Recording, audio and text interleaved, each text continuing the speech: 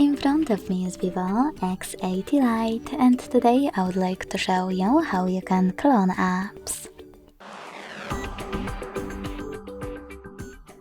Begin by opening Settings and scrolling down to access apps.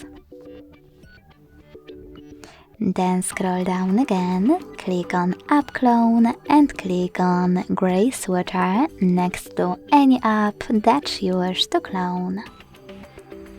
Then go back. So now when I check my app, I can see that it was successfully cloned. If you want to get rid of this clone, go back to the same settings and tap on No Blue switcher. Then confirm your choice in the pop-up.